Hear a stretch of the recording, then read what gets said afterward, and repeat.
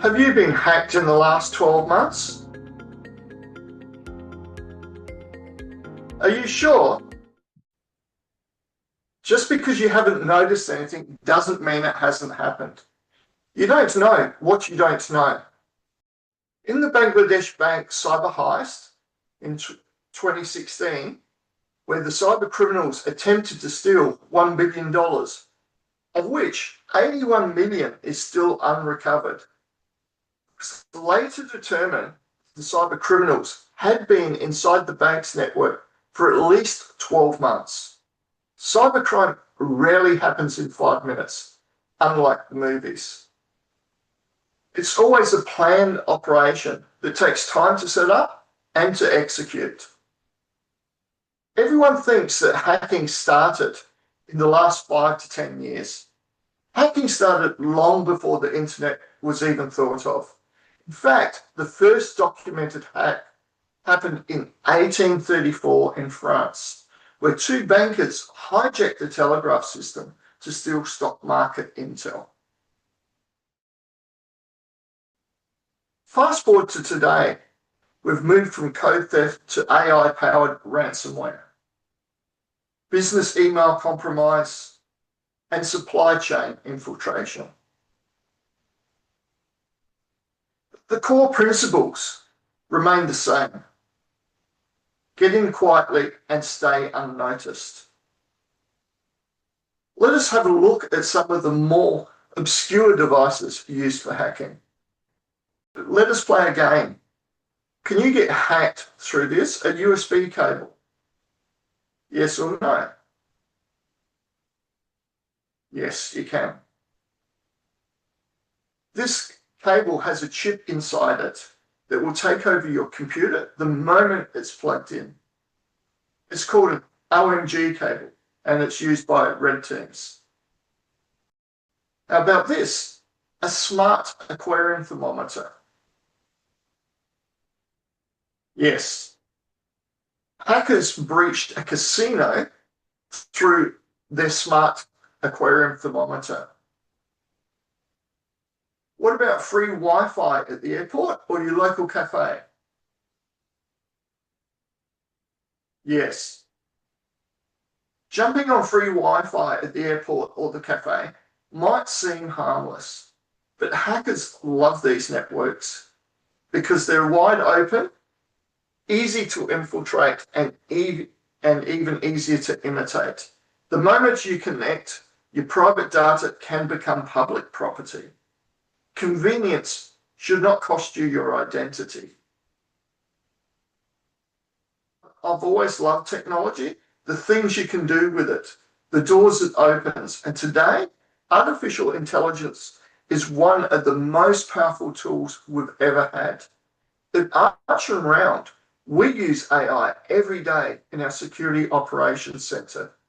It helps us detect threats faster, respond quicker, and ultimately keep our clients safer than ever before.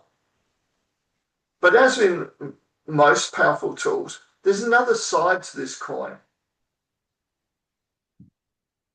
Cyber criminals are using AI too. They've weaponized it. They've automated parts of their attacks that once took time and skill.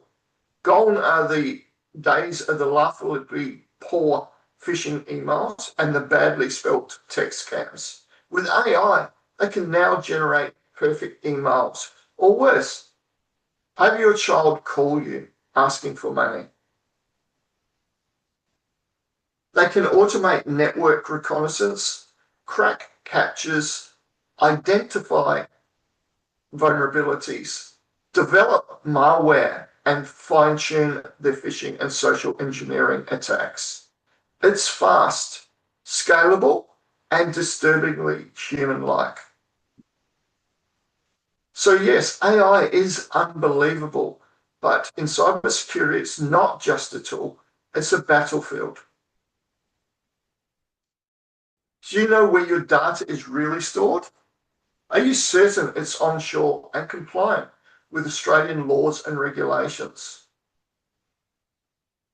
Data sovereignty refers to the company's right to control its own data and who can access it.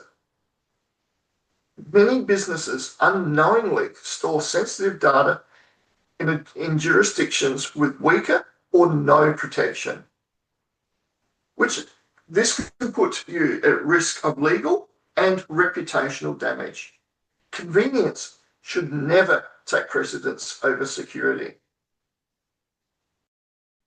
If your data is sitting on a server overseas, it is subject to that country's laws. That's not just a technical risk, it's a legal and financial one. Under Australia's Privacy Act, if you lose control of your customers' data, you're legally liable. And thanks to recent reforms, penalties for serious breaches can reach up to $50 million. So what's the cost of a breach? According to IBM's 2024 report, the average cost of a data breach is a staggering $4.2 million per incident. But it's not just about the financial cost. The true cost of a cyber breach can be measured in the human impact, reputational damage, and the loss of business revenue. Some simple resilience steps you can take today. Continuous monitoring, a 24/7 eye on your systems. Incident response plan. Know what you're going to do before it happens. Staff awareness, because your staff are not just your front line, they are also your weakest link. My wife constantly asks me, why do the cyber criminals continue to send these phishing emails? And I tell her, because people keep falling for them. And on that note, I received an email from one of our clients on a Sunday late last year. It was apparent the minute that I read the email that our client was in deep trouble. Their accounts person had received an email from their director asking for a full list of accounts payable and receivable. Freelancers. Most of us use freelancers at some point. Do not assume the platform that you've hired them through has done their due diligence or KYC. Treat these people the same as you would if they were on-site hires. Have a video meeting with them. Cite their government ID and seek references. A few months back, we needed to assist a client. They had hired from one of these popular freelancer sites. The person they hired was under an assumed name, sex, and country. Upon investigation, we found they had multiple accounts across multiple sites in multiple names, sexes, and locations. The Essential 8 framework created by our partner, the Australian Cybersecurity Centre, gives you a practical, proven path to resilience. It's scalable, adaptable, and focused on real-world impact. It prevents, limits, and helps you recover fast. Application control. Only approved applications should be able to run on your systems. Application control, or whitelisting, blocks unknown or risky applications from executing. Start in the high-risk areas, finance, C-suite, and expand from there. Application patching. Outdated software is an open invitation. When a patch is released, it tells hackers exactly where the weakness is. Prioritize internet-facing systems and automate your patching. If it's out of date, it's a hacker's dream. Macros are one of the oldest tricks in the cyber criminals playbook, and they still work. They're often hidden in email attachments, waiting for one click to trigger the malware. Instead, only allow digitally signed macros from trusted sources. It's a simple lock, one that shuts the door on a very old and very effective attack. Many applications come with extras, Flash, Java, ads, etc. Disable what you do not need. Hardening applications reduces the number of doors a hacker can gain access through. Least privilege. Not everyone needs full admin access. The more people with full control, the bigger your attack surface. It's like handing out master keys to the whole office. Someone will lose their password, or worse, share it with a third party. Apply the principle of least privilege. Give people only the access they need to do their job, nothing more. Operating systems are the foundation of your business. If it's not patched, the whole structure is at risk. Vulnerabilities in the operating system are prime targets. Stay current. Schedule your updates. Do you use MFA? Passwords are no longer enough. If someone steals one, they're in. Multi-factor authentication adds another layer of security. It's like putting a deadbolt on your front door. It stops hackers even if they have your password. MFA needs to be mandatory for all users, no exceptions. If your systems aren't backed up, it's not protected. Ransomware, hardware failures, daily offsite backups give you a chance to recover. Because when things go wrong, your backups are your best chance at business continuity. Let's talk about you now, not the business, the team, just you. Because cybersecurity doesn't stop at the office door.